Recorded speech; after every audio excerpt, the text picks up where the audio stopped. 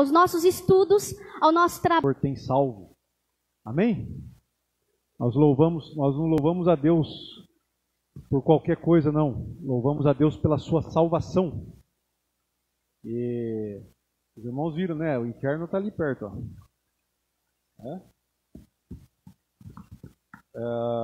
Muitos não acreditam mais no inferno, né?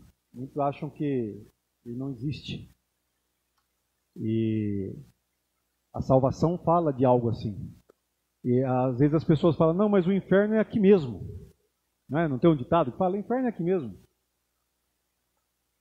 Não está totalmente errado, porque quando a gente fala em missões, e muitas vezes a gente não sabe definir exatamente o que é missões, e é preciso, é importante que a igreja saiba definir bem o que é missões. Porque nós às vezes não sabemos se missão é falar ou se é ajudar, né? Então essa é uma questão que se coloca. Porque se o inferno é aqui mesmo, nós temos que ajudar as pessoas que estão passando por dificuldades.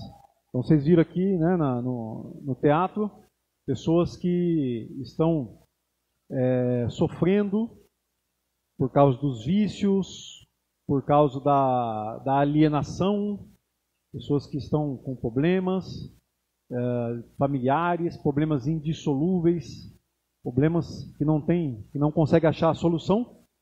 Então a gente ajuda, né? A missão se faz em casa muitas vezes quando você educa seu filho e ensina ele na palavra de Deus, né? A irmã Cristiane comentou aqui que muitas vezes nós não estamos preocupados com a salvação dos nossos familiares. Então a nossa preocupação começa em falar da palavra dentro de casa e dar à palavra de Deus a devida importância que ela tem, né? Então, pelo meu exemplo, como eu lido com a palavra, como eu trato, ou como eu me relaciono com Deus, está falando muito alto para o meu filho ou para o meu familiar que está dentro de casa vendo, né? E foi bem falado aqui que as pessoas estão olhando para você. Então é interessante. Tudo isso é missões. Agora, quando a gente pensa na realidade de outros povos, como por exemplo, quando nós chegamos no Senegal para trabalhar, há 12 anos atrás, nós aprendemos um pouco de francês, da língua francesa, e fomos ajudar numa igreja que tinha um obreiro que estava lá trabalhando e servindo, e ele é um africano do Congo. O nome dele é Aimé, né? Se escreve como o nome da nossa irmã Aimé, né? Que vem do francês, né? Mas eles leem Aimé, que significa amado. E esse moço, ele saiu do Congo, que é um país cristão, com a ideia de ir para a Itália, migrar para a Itália buscando uma melhor vida. Só que como muitos africanos, ele não conseguiu chegar na Itália. Ele conseguiu chegar até o Marrocos.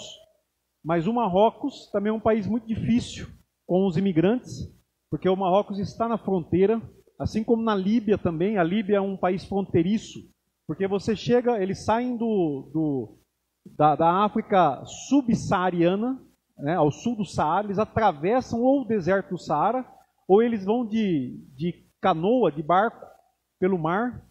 E quando eles chegam nesse litoral do mar Mediterrâneo, eles são muitas vezes recebidos com muita agressividade, com muita hostilidade, e ali é o limiar. Então há pessoas que vivem do dinheiro que eles conseguem pagar para poder atravessar e ir para a Europa, né? Atravessar o mar Mediterrâneo, que é mais fácil. Mas o Aimé, ele não conseguiu. Ele chegou no Marrocos e os marroquinos pegaram ele e mandaram ele para o país mais perto, de volta, que era o Senegal. E quando ele chega no Senegal, embora ele tenha vindo de um país cristão, ele não conhecia Cristo. E lá, os brasileiros da missão Betânia falaram de Jesus para ele. E nós tínhamos também uma parceria com a Missão Betânia, a nossa missão, a Jami, na época. E ele vai então e ele começa a servir ao Senhor. E quando nós estivemos ali, então, nós ajudamos no discipulado, na formação desse homem de Deus. Hoje ele está lá pastoreando, ele casou, né, ele já tinha um filho antes do casamento. Agora eles têm mais 2 filhos, ele e a esposa, que veio de um outro país africano também, e estão servindo e pregando o Evangelho. Mas essa é a realidade de muitos que estão, muitas vezes, imigrando, tentando uma vida melhor, e a obra missionária, ela também contempla essas pessoas, porque, de uma certa forma, a gente faz missão quando a gente pensa no outro, né? O simples fato de você pensar e se preocupar com o outro, e quem é o outro? Né? A Bíblia, ela fala muito sobre o nosso próximo. Ame o teu próximo como a ti mesmo. Tem também a famosa parábola de Jesus a respeito do samaritano, quando o homem perguntou para Jesus, quem é o meu próximo? Né? Foi um fariseu, se eu não me engano. Quem é o meu próximo? Então Jesus conta para ele a história do samaritano que ajuda o próximo. Então essa palavra próximo, ela também pode significar o outro. Então quando a gente pensa no outro, porque o próximo, muitas vezes é alguém da nossa própria cultura, é um vizinho. E nós fazemos missão para o vizinho. Nós fazemos missão, como foi falado aqui, com alguém que está dentro da nossa casa. Quando a gente estende a mão, quando a gente ora por essa pessoa e age com humildade, age com amor.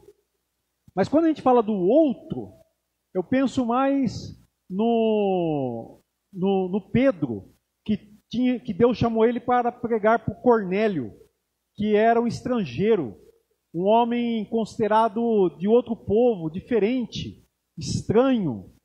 Então, há uma dificuldade muitas vezes quando a gente olha para o outro e vê alguém totalmente diferente de nós, e que nós não temos até medo de chegar perto, muitas vezes temos receio. Então a missão, ela está voltada para esse povo. É interessante que lá no Senegal a gente trabalha, quando fala Senegal, né?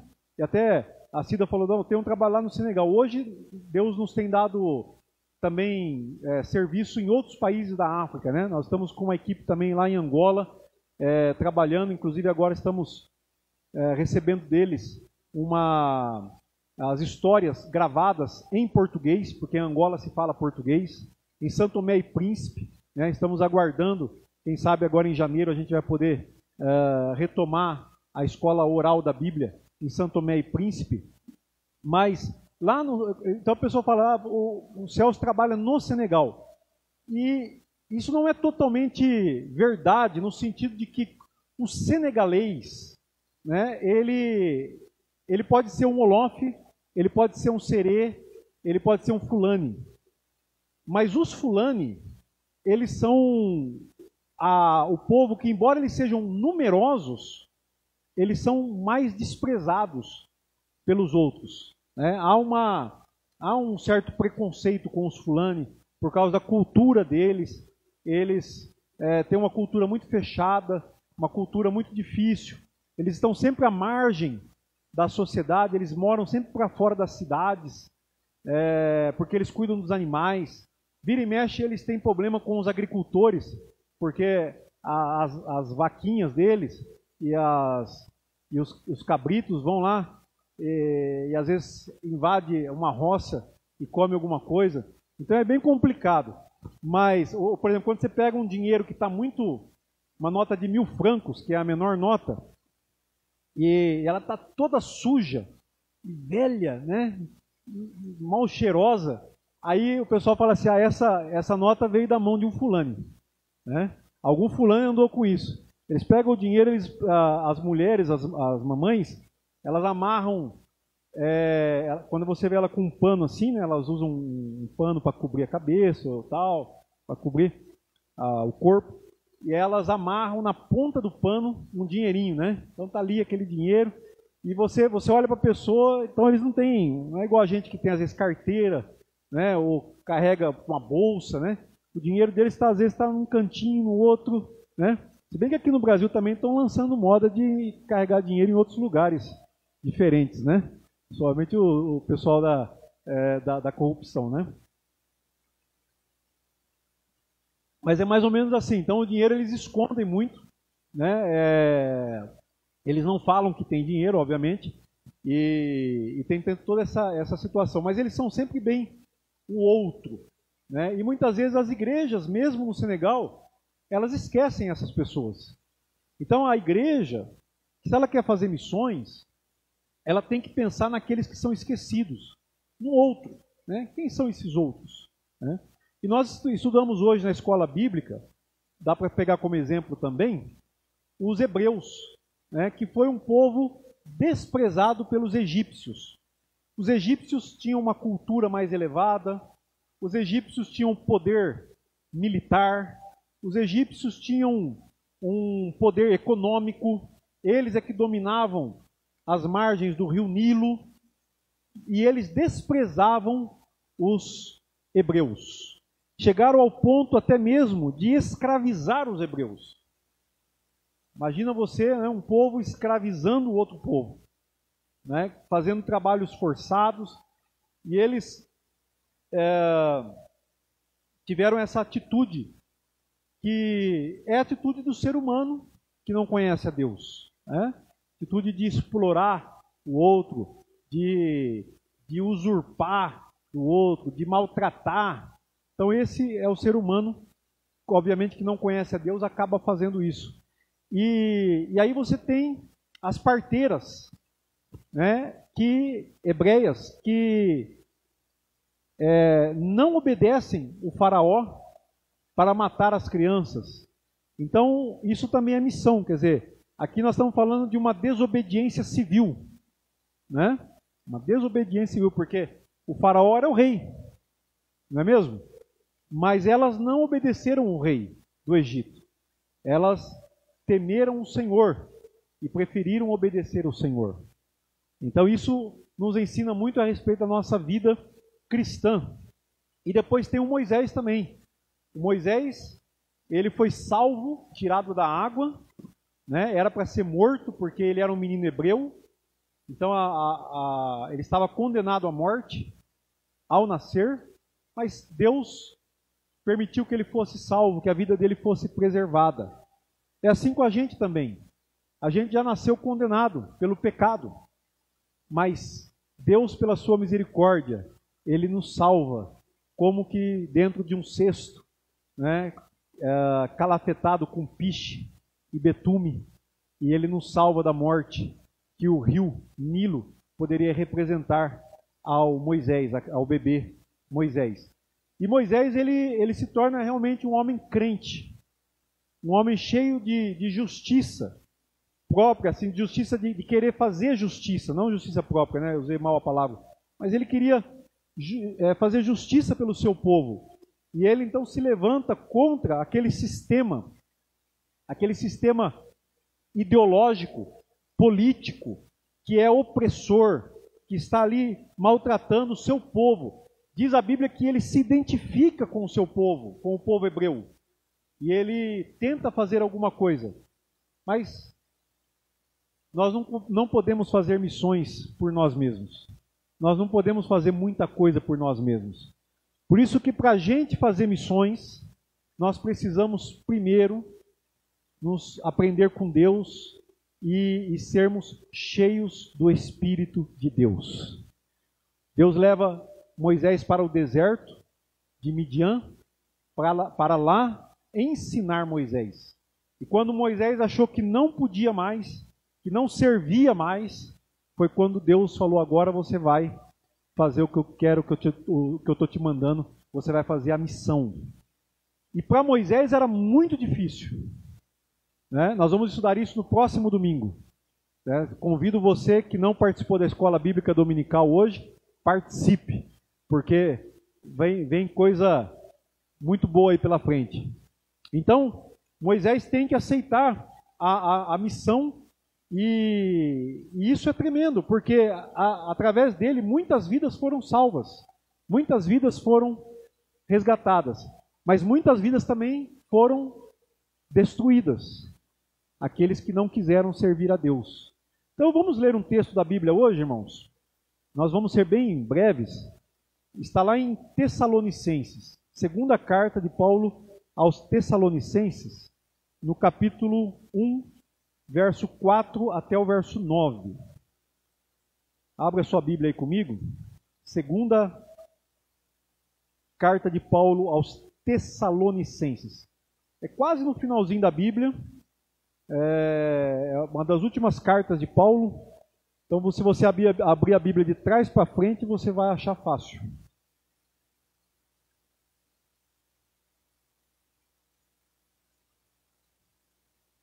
Amém? Eu vou ler aqui numa versão, eu não sei nem que versão que foi que eu copiei aqui no meu papel.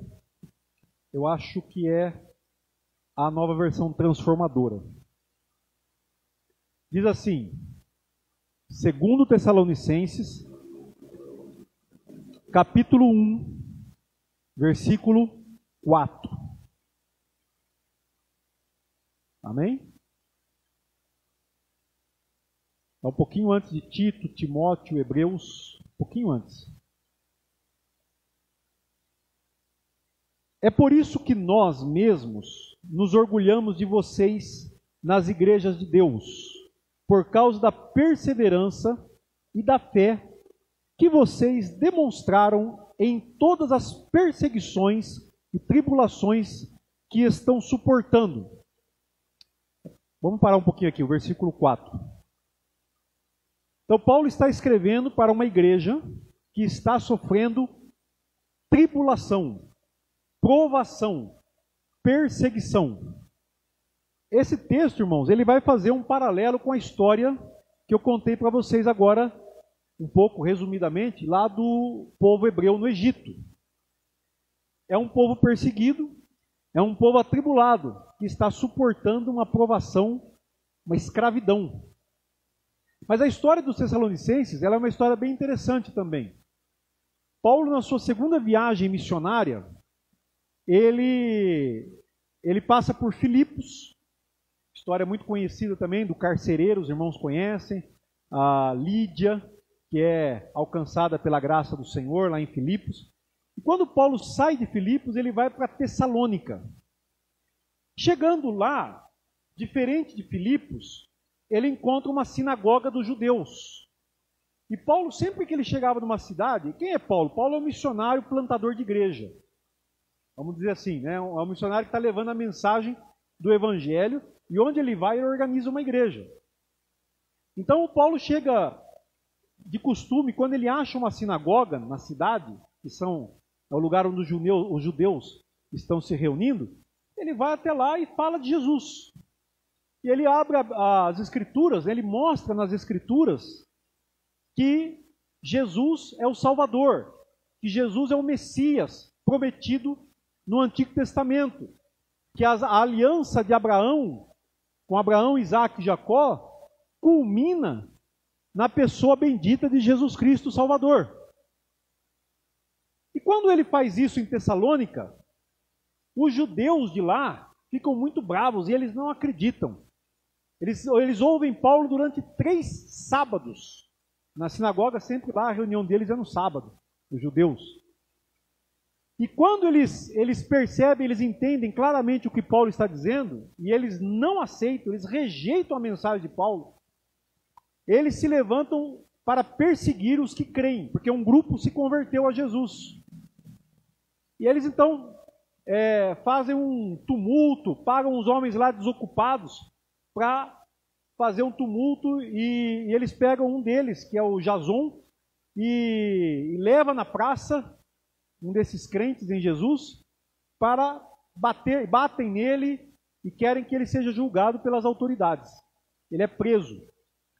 E eles dizem, olha, esses homens que estão promovendo um tumulto no mundo todo, chegaram aqui também. E eles estão dizendo que existe um outro rei, que não é o César. Né? Entendo que nós estamos no Império Romano. E o César era o imperador romano, era uma espécie de homem divino, né, que governava todo o império. E só ele era o senhor, o rei. Então eles acusam Paulo de ter uma mensagem política contra o império de César. Bom, e aí o Paulo, finalmente o pessoal, os irmãos pagam a fiança de Jason, ele vai para casa, e aqueles judeus ficam contrariados e tal, mas a igreja já está plantada em Tessalônica. A igreja já começou lá. Esses judeus de Tessalônica, eles são gente que não examinam as escrituras. Eles têm a religião, Paulo vem e prega de Jesus, e eles não examinam as escrituras como fizeram os bereanos. Por isso é que eles se levantam contra, eles amam mais a tradição deles do que, de fato, a palavra de Deus, o evangelho que está sendo anunciado para eles. Então, irmãos, essa igreja que Paulo escreve, Paulo tem um amor muito grande pelos tessalonicenses. Ele é, de fato, um missionário amoroso, um pastor amoroso, né? Aliás, é isso que a gente espera, né, das pessoas, não só dos líderes, mas de todos, mas principalmente dos pastores, que amem a igreja, que realmente doem sua vida para a igreja. E Paulo ama com o coração muito aberto os tessalonicenses. E ele escreve a carta para eles, dizendo: olha, eu sei que vocês têm sofrido grande tribulação, vocês têm sido perseguidos. Depois que vocês creram no Evangelho, a vida de vocês piorou muito. Entenderam, irmãos? E foi o que aconteceu também com o povo de Israel. Quando Moisés veio e falou para eles: Deus me enviou e vai libertar vocês da escravidão, e falou com o faraó, o que o faraó fez? Ele aumentou o trabalho dos hebreus, dos israelitas. A vida deles piorou. Os crentes de Tessalônica, eles não tinham nenhum problema. Mas quando eles creem em Jesus, eles começam a ser perseguidos por causa de Jesus. Então veja, irmãos, a gente tem ido em países muçulmanos, como Senegal, Marrocos, levar a mensagem para fazer a vida de algumas pessoas pior do que ela era antes. Então lá não dá para pregar esse evangelho que a gente prega aqui: aceita Jesus que sua vida vai melhorar. Não dá para pregar esse evangelho lá, porque a vida do camarada vai piorar. Não é verdade? Muita gente faz amizade com a gente, com nós brasileiros, porque eles fazem uma amizade e tal, aí chega um dia e eles falam assim: Demba, lá eles me chamam de Demba, né? Me leva para o Brasil. Eu falo: rapaz, você vai fazer o que lá no Brasil? O real não está valendo mais nada. Tento desestimular, né? Aí eles perguntam: mas quanto que é lá então o salário mínimo, né? Quanto que ganha lá? Aí eu falo o valor em francos, e é um valor pequeno. Em francos é menor ainda, né? Dentro daquilo que é necessário. Eles falam: não, tá bom, dá para ir. Aí eu falo: rapaz, mas lá no Brasil nem tem quase mesquita lá para você rezar para lá. Aí ele fala: não tem problema, eu começo uma. Ele fala desse jeito. Já ouvi o pessoal falar assim para mim: não tem problema, a gente começa uma lá. Né? E é assim que eles têm feito. Essa semana me contactou um pastor de Angola, porque ele tem uma missão voltada para os imigrantes do oeste africano. O oeste africano é Senegal, Guiné-Conakry, Burkina Faso, Níger, Tchad. Esse pessoal vai trabalhar em Angola. Angola é um país que está em desenvolvimento muito forte, muito rápido, né? Há muitas riquezas lá. E ele me contactou porque ele quer o nosso apoio para treinar os crentes angolanos para alcançar os imigrantes do oeste africano. Angola tem uma igreja estabelecida, diferentemente, uma igreja forte, diferente do Senegal. Então, ele quer saber como evangelizar os muçulmanos. Porque eu vou falar para vocês, irmãos, nem os crentes do Senegal sabem evangelizar os muçulmanos. Porque os crentes do Senegal, a maioria deles, são de origem católica, romana. Então eles nunca tiveram compreensão para entender a cultura do muçulmano. Então, nós começamos uma conversa, quem sabe vamos estar apoiando, de alguma forma, ajudando eles, porque isso é uma coisa que está no nosso coração também. Né? É algo assim que a igreja precisa despertar. É isso que vocês acabaram de receber aqui, esse marcador de página, ele traz uma mensagem de despertamento. E foi o que o teatro aqui, né, o que a coreografia tentou nos comunicar. Continuando o texto de Paulo, versículo 5. Ele diz, agora falando da tribulação, da perseguição, verso 5, ele diz assim: isso é sinal evidente do juízo, do justo juízo de Deus, para que vocês sejam considerados dignos do reino de Deus. Oh, glória! Né? Dignos do reino de Deus. Quem aqui quer ser considerado digno do reino de Deus, irmãos? Amém? Então, Paulo está falando que quanto mais você sofrer perseguição, mais digno você é. É isso que ele está dizendo. Não é isso? E a minha Bíblia está falando isso. Né? Então, Paulo ele tem uma mensagem clara para os Tessalonicenses aqui. A primeira coisa é que o sofrimento é por causa do reino de Deus. Né? As coisas pioraram em algum sentido, mas é o reino de Deus. Você não deve se preocupar com a perseguição. Você não deve se preocupar quando você prega de Jesus e você sofre alguma situação. Pelo contrário, se nós estamos vivendo, porque qual que é o grande dilema da igreja que não é perseguida? Qual é o grande dilema? Por exemplo, você pega no tempo da União Soviética, né? O irmão André é um holandês que sai da Holanda, sai da Europa livre, a Europa ocidental, Europa cristã, e vai carregar a Bíblia dentro do Fusca, do seu Fusca meia, qualquer coisa lá, naquele porta-mala da frente, né? Porque o motor do Fusca é atrás, para quem não sabe, né? Pessoal, a nova geração já não sabe mais, viu, Davi? Porque o motor do Fusca é atrás, né? Eles pensam que o motor é tudo na frente, né? Mas o Fusca tem um motor atrás. E ele coloca as Bíblias dentro do porta-mala na frente do Fusca.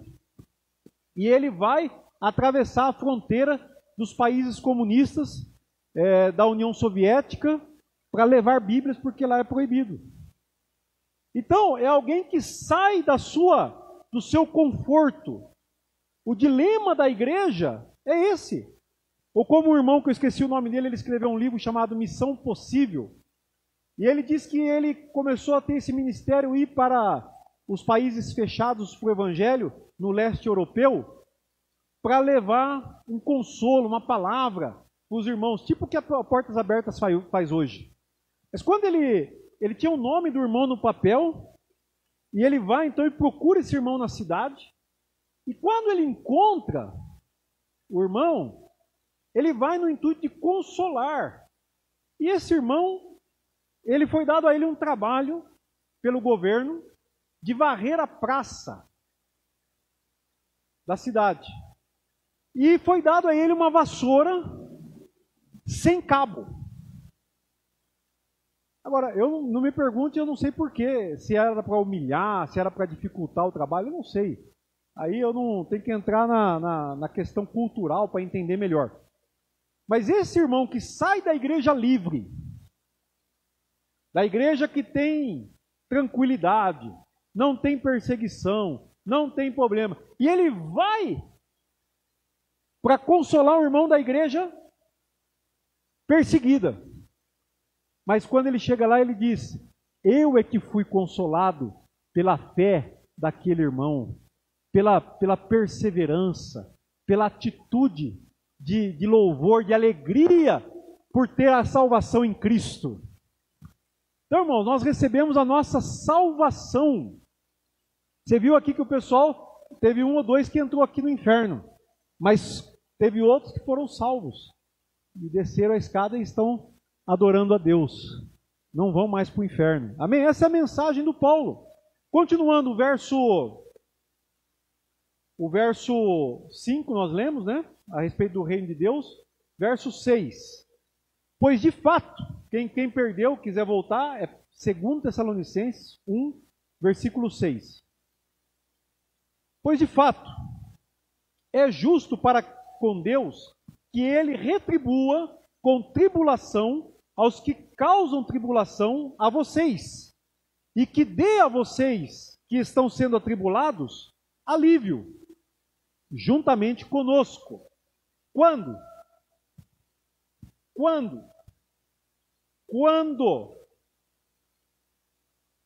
Verso 7. Quando do céu se manifestar o Senhor Jesus com os anjos do seu poder. Amém, irmãos? Então qual é a mensagem de Paulo para os Tessalonicenses? Vocês vão receber alívio. Quando? Quando do céu se manifestar o Senhor Jesus. Ele está falando da parousia, né? Como a palavra grega, a manifestação de Jesus. A segunda carta de Tessalonicenses é uma carta escatológica, que fala da volta de Jesus. É a ênfase da carta. Então Paulo está falando a respeito desse assunto com os irmãos, mas é uma carta de consolo para o sofrimento. Haverá alívio para vocês. E Deus vai retribuir a tribulação desses que estão perseguindo vocês. Deus vai retribuir a eles. Verso 8. Em chama de fogo, tomando vingança contra os que não conhecem a Cristo e contra os que não obedecem ao Evangelho do nosso Senhor Jesus.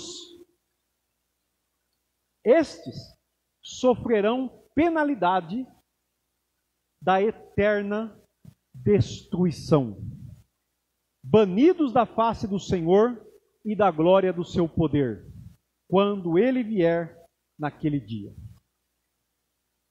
Então, a mensagem de Paulo, terceira coisa, haverá vingança para os que não obedecem o Evangelho.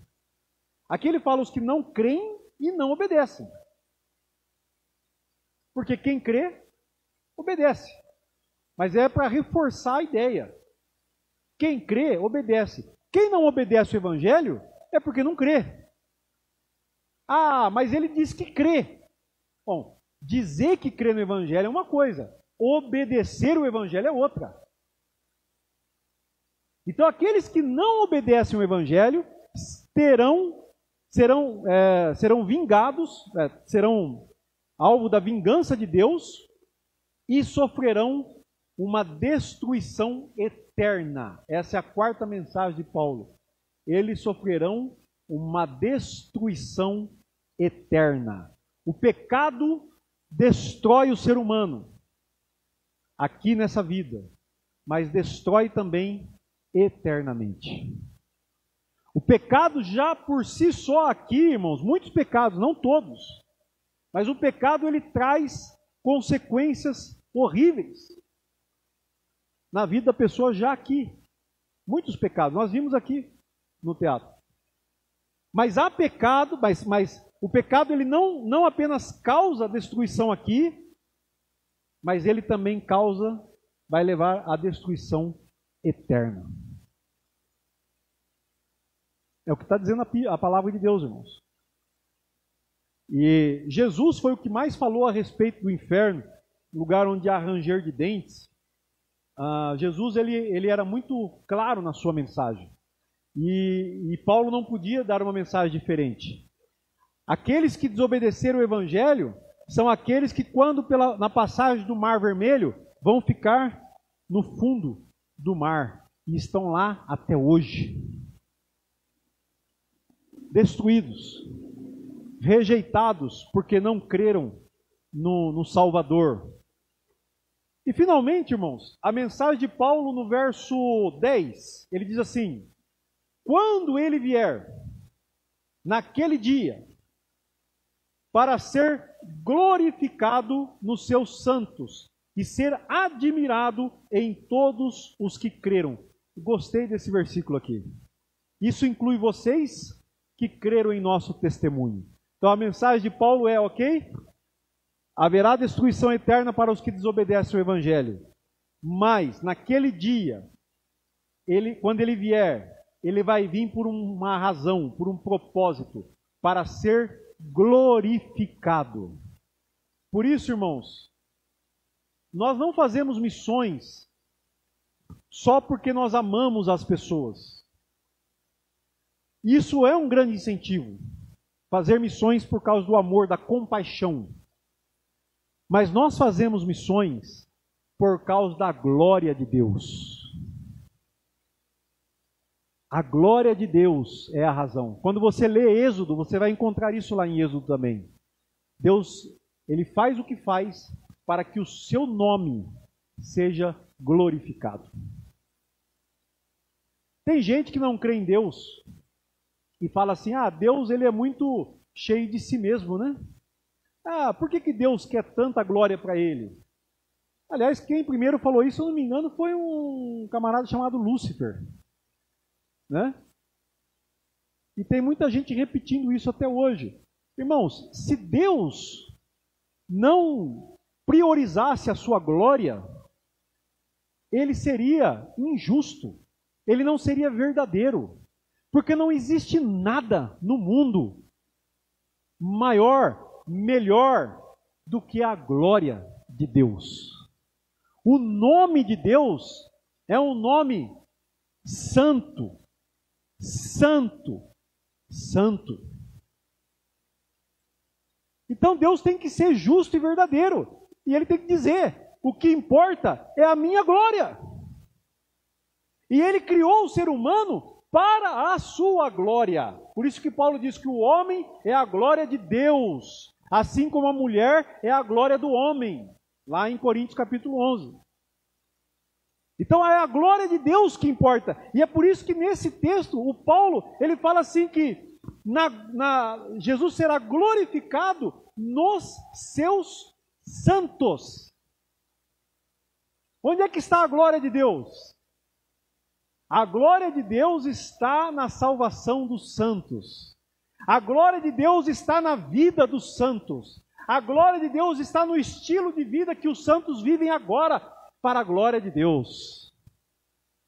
A glória de Deus está na atitude do perdão, que quando você perdoa aquele que te ofendeu, Deus é glorificado. A glória de Deus está na atitude da generosidade, quando nós repartimos o que nós temos com aquele que não tem, quando nós ajudamos o necessitado, quando nós abençoamos o imigrante, o estrangeiro, quando nós nos abrimos para o outro, que não é nós, que não é da nossa família.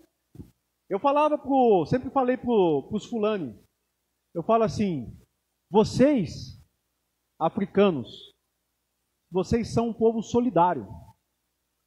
Lá, por exemplo, lá no Senegal, lá é o país da teranga. Teranga significa hospitalidade. Então, por exemplo, toda vez que eles vão comer, eles têm um prato grande assim, quase o tamanho dessa mesa aqui assim, e sempre tem espaço para mais um meter a mão ali e comer junto. Então eles chamam, né? Tem outros países da África que não é assim. Tem país da África que o camarada ele pega só a comida do prato dele e ele cuida bem para ninguém mexer, né? Mas o senegalês, ele é hospitaleiro, ele é muito receptivo. E eu falo para eles assim, vocês são solidários com o povo de vocês, mas eu fui enviado por uma comunidade que ama uma outra comunidade, que ama vocês. Então isso fala muito mais alto, porque você está fazendo missões para o outro. Se bem que tem muita igreja no Brasil que fala assim, mas por que fazer missões lá? Vamos fazer aqui só. Não precisa fazer lá. É mais difícil. Paga-se um preço mais alto para fazer missões longe, onde não há igreja, onde não há a pregação do evangelho. Então tem muitas igrejas, irmãos, talvez eu acho que, será que 90% dos pastores aqui no Brasil pensam dessa forma? Não precisa fazer missões lá fora. Não precisa. Porque tem muito para fazer aqui. Então isso é falta de visão missionária, né? Eu me lembro que hoje existe uma onda de imigrantes no mundo e de refugiados que é a maior da história da humanidade. Eu não sei falar em números, porque eu não guardei esses números, mas nós temos hoje o maior número de refugiados, em campos de refugiados, do que a história da humanidade. Você vê cenas, por exemplo, a fronteira dos Estados Unidos com o México, ou você vê, por exemplo, o mar entre Cuba e os Estados Unidos, né? Quanta gente já tentou atravessar. Você vê, por exemplo, no norte do Marrocos, tem um território europeu, que se eu não me engano se chama Maiorca, ali, não estou bem lembrado. Eles têm uns alambrados assim, e de vez em quando aparece uma multidão de africanos que conseguem driblar as autoridades marroquinas. Esses africanos vêm lá do sul, né, negros africanos, e eles sobem aquele alambrado tentando atravessar. É impressionante, né, essa tentativa de sair e de passar para o lado europeu. Recentemente na Líbia, eles estavam escravizando essas pessoas, né? Então, a missão ela é feita para o outro, né? Nós temos esse número grande. Então, recentemente, como que se diz, a chanceler, né, da Alemanha, Angela Merkel, ela foi criticada por causa de alguma política para ajudar os imigrantes que chegam na Alemanha. O pessoal criticou ela. E ela falou, vocês, cristãos, vocês fazem missões enviando missionários para os países fechados. E agora eles estão vindo aqui no nosso país, bater na nossa porta, entrar, e vocês não querem ajudá-los. Então é muito interessante, né? Ela que é filha de pastor protestante, ela tem uma visão assim mais aguçada. Então a nossa mensagem, irmãos, do Evangelho, a mensagem de Paulo que passou lá para os Tessalonicenses é essa. No reino de Deus, nós trocamos, ou nós reconhecemos que o nosso rei não é o César. Não estou fazendo nenhum trocadilho aqui com o prefeito de Pirajuí nem nada, né? Que também chama César, né? Mas não é o Júlio César, imperador romano, mas é Jesus Cristo. E eles, os tessalonicenses, foram perseguidos com essa desculpa, porque eles adoravam e se devotavam a Jesus, o Rei. Amém, amados? Então essa é a mensagem. A igreja deve viver o estilo de vida da santidade. Só para terminar mesmo, deixar bem claro, esse versículo 10, queria que você meditasse bem nele. Ele diz que Jesus será glorificado nos seus santos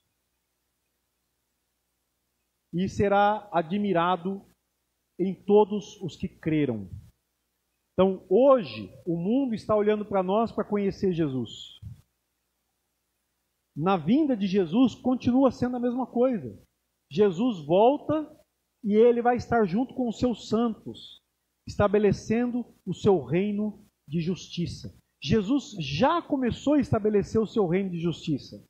Então, para nós, os santos do Senhor, não importa o quanto nós temos que pagar para servir.